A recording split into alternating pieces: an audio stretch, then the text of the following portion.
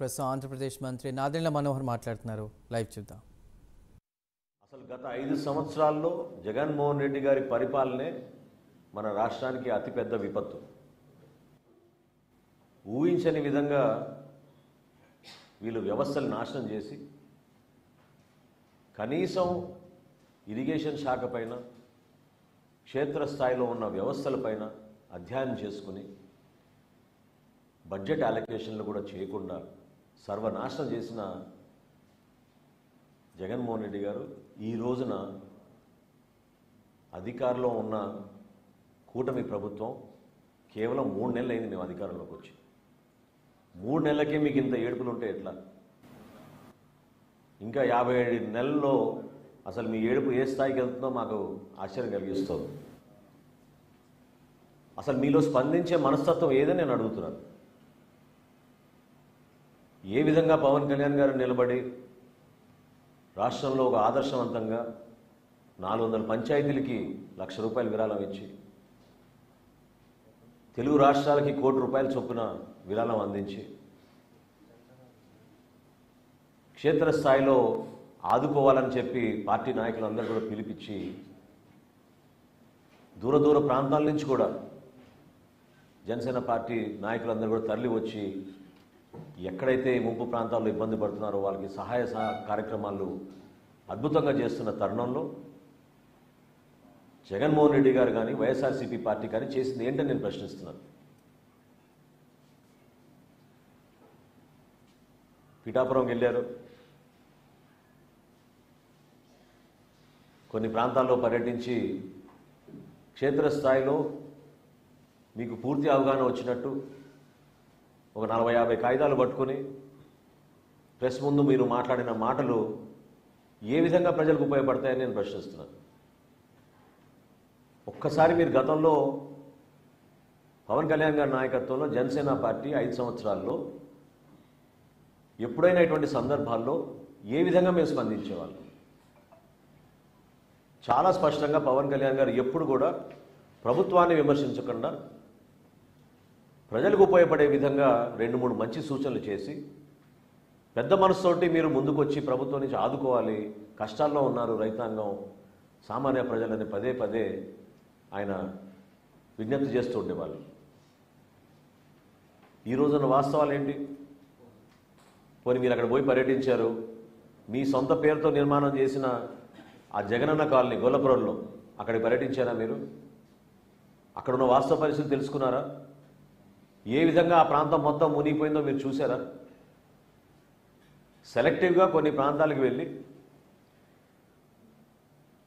ఏలేరు గురించి మాట్లాడుతున్నారు.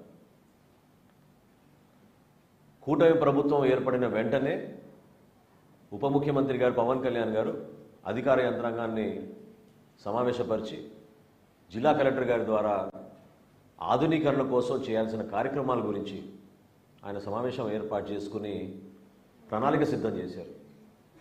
సుమారు ₹1,000 కోట్ల అంచనాలు వేశారు. మరి మీ 5 సంవత్సరాల్లో ఎందుకు మీరు పని చేయలేకపోతున్నారంటే, ఎందుకు చేయలేదని అంటే విచిత్రమైన సమాధానం ఏంటంటే వర్షాలు ఎక్కువ పడ్డాయంట. అసలు స్పందించే మనస్తత్వం ఏది మీలో నేను అడుగుతున్నాను. మీరు ఎప్పుడైనా మీ జేబులోంచి ₹1,00,000 తీసేవరకని ఇచ్చారా? సామాన్యుడు ఇబ్బంది పడుతుంటే మీరు పరదాలు కట్టుకుని తిరిగారు ఆ రోజుల్లో. మ్యాన్ మేడ్ డిజాస్టర్ అంటే అద్భుతమైన ఉదాహరణ అన్నమయ్య ప్రాజెక్ట్. కేవలం మీ ఇసుక దోపిడీ కోసం గేట్లు ఎత్తకుండా 24 మంది బలైపోతే, 38 మంది ఆచూకీ ఈ రోజుకు తెలియకపోతే, 12 రోజుల తర్వాత సొంత జిల్లాలో ముఖ్యమంత్రి గారు పర్యటించారు. 12 రోజుల తర్వాత 5 సెంట్లు భూమి ఇచ్చి మీకు 4 రోజుల్లోనే ఇల్లు కట్టే కార్యక్రమం ప్రారంభించి నేనే వచ్చి మీకు తాళాలు ఇస్తా అన్నాడు. ఇది ఎప్పుడు 2021లో ఆయన ముఖ్యమంత్రిగా దిగిపోయే రోజు వరకు కూడా ఇల్లులు అక్కడ పూర్తి కాలేదు. ఏ ఒక్కరికి తాళం ఇవ్వలేదు. ఈయన మాట్లాడతాడు మ్యాన్ మేడ్ డిజాస్టర్ అని. అన్నమయ్య ప్రాజెక్టు ఏ విధంగా కూలిపోయిందో దానికన్నా మ్యాన్ మేడ్ డిజాస్టర్ ఏముంటుందో చెప్పండి. ఈరోజు బుడమేరు కానివ్వండి, ఏలేరు కానివ్వండి, కనీసం బేసిక్ మినిమం రిక్వైర్మెంట్స్ కోసం ఖర్చు పెట్టుకోవాల్సిన నిధులు మీరు కేటాయించకుండా అస్తవ్యస్తంగా వదిలేసి అక్కడున్న ఇబ్బందుల గురించి మీకు అవగాహన లేక కేవలం రాజకీయ కోణం నుంచే ప్రతి క్షణం మీరు మాట్లాడుతుంటే దాన్ని తీవ్రంగా మనం అందరం కూడా ఖండించాల్సిన అవసరం ఉంది. అసలు దేనికోసం మీ ఏడుపులు? ప్రజలు పడుతున్న ఇబ్బందుల గురించి మీరు మాట్లాడండి. 10,000 రూపాయలు కాదు, ఇంకొక 5,000 రూపాయలు ఎక్కువ ఇవ్వమని మీరు అడగండి. క్రాప్ ఇన్సూరెన్స్ గురించి ఎంత దారుణమైన అబద్ధం ఆడాడు నిన్న, అసలు చాలా ఆశ్చర్యం కలిగించింది నాకు. స్వయంగా కేంద్ర వ్యవసాయ శాఖ మంత్రి శివరాజ్ సింగ్ చౌహాన్ గారు మన వరద ప్రాంతాలు పర్యటించినప్పుడు ఆయన ప్రెస్ మీట్లో డైరెక్ట్గా చెప్పారు, ప్రధాన మంత్రి ఫసల్ బీమా యోజన కింద గత ప్రభుత్వం రూపాయి కూడా చెల్లించలేదు. 2020 ఖరీఫ్ నుంచి ఏ రైతు కోసం మీరు క్రాప్ ఇన్సూరెన్స్ ఇచ్చారో చెప్పమని జగన్మోహన్ రెడ్డి గారిని ఆధారాలతో సహా నేను చూపిస్తాను. మీ 4 సంవత్సరాలు 2020 నుంచి మీ పరిపాలనలో రైతులకు అందించాల్సిన క్రాప్ ఇన్సూరెన్స్ పథకం మీరు ఎక్కడైనా ఇచ్చారా? ఎంతమందికి ఇచ్చారు చెప్పమనండి. రాష్ట్ర ప్రభుత్వం నుంచి రూపాయి చెల్లించలేదని స్వయంగా కేంద్ర మంత్రి మొన్న ప్రకటించారు. ఎందుకు ఈ విధంగా అబద్ధాలు ఆడుతున్నారు? ఎవరిని మభ్యపెట్టాలని అనుకుంటున్నారు మీరు? మీలో నిజాయితీ ఉంటే ఈరోజు మీరు ప్రభుత్వంలో లేరు, ప్రతిపక్షంలో ఉన్నారు, పులివెందుల ఎమ్మెల్యేగా ఉన్నారు, మీరు ఒక పార్టీకి అధ్యక్షుడిగా ఉన్నారు. మీరు మీ పార్టీ యంత్రాంగాన్ని మొత్తం కదిలించండి, తీసుకురండి. క్షేత్రస్థాయిలో ప్రభుత్వం అందిస్తున్న వరద సహాయంలో మీరు కూడా రండి, పాల్గొనండి.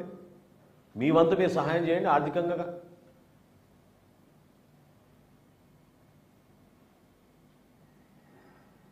లీడర్ అంటే పవన్ కళ్యాణ్ గారి లాగా స్పందించే మనస్తత్వం ఉండాలి.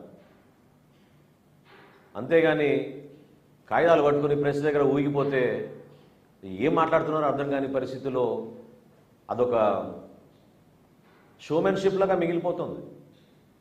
బాధ్యత లేని వ్యక్తులు ఏ విధంగా ప్రవర్తిస్తారో, ఆపదలో కష్టాల్లో ఉన్నప్పుడు ఒక ప్రతిపక్షంలో మీరున్న ఒక పార్టీగా నిలబడాల్సిన బాధ్యత లేదా మీకు? ఎందుకు మీరు పర్యటించరు? ఎందుకు క్షేత్రస్థాయిలో మీరు వెళ్ళి మన కష్టాల్లో ఉన్న కుటుంబాలు ఎందుకు ఆదుకోరు? గ్రామాన ఎంతోమంది ఇబ్బంది పడుతున్నప్పుడు ఈ వయసులో మన ముఖ్యమంత్రి గారు చంద్రబాబు నాయుడు